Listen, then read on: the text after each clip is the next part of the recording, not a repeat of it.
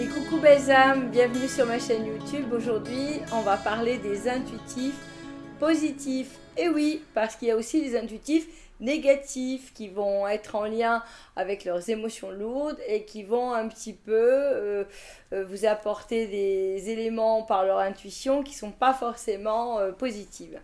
Alors, comment fait-on pour être un intuitif positif? Déjà, première chose, à quoi sert l'intuition?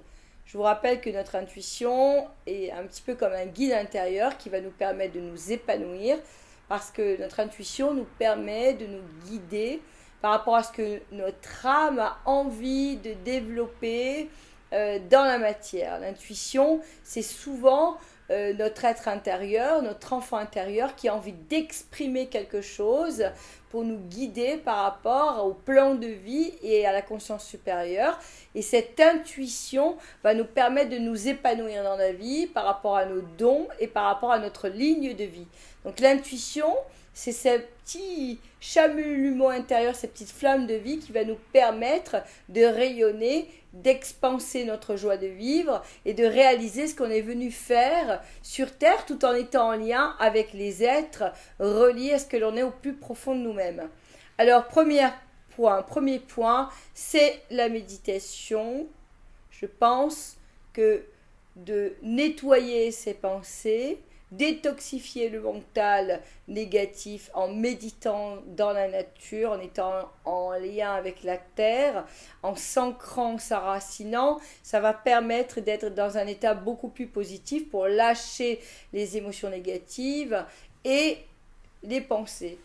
Je préconise aussi du sport parce que ça va permettre d'être dans le lâcher des émotions négatives. Le sport permet d'être plus positif. On sent bien qu'après le sport, on a lâché les tensions nerveuses et qu'on arrive à de meilleures dispositions pour penser et analyser. Penser à être dans la joie, deuxième point. Ça, c'est important.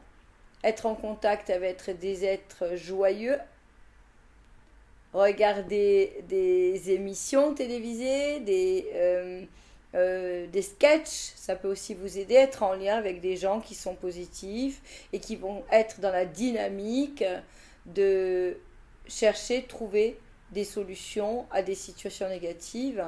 Ça, c'est extrêmement fort parce que ça va vous donner du coup confiance en vous. Donc, la méditation, de la joie de vivre par la confiance en soi. Et troisièmement, bien sûr, les exercices. Pour être un intuitif positif, il faut savoir travailler son intuition par quelques exercices. Donc, vous pouvez demander à votre entourage de mettre des éléments dans une enveloppe cachée et vous entraîner à essayer de ressentir ce qu'il y a dans ces enveloppes. Vous pouvez aussi vous entraîner à essayer de savoir ce qui s'est passé dans une maison, sur un lieu historique ou géographique. Il y a plein de petits exercices que vous pouvez trouver et que je vous donnerai dans d'autres vidéos. Pensez donc à méditer, pensez à vos exercices, à être dans la joie de vivre et bien sûr la confiance en soi. Je vous remercie d'avoir regardé cette vidéo. Prenez soin de vous, pensez à liker si vous avez aimé et à partager et n'oubliez pas de vous abonner à ma chaîne. À tout bientôt, merci.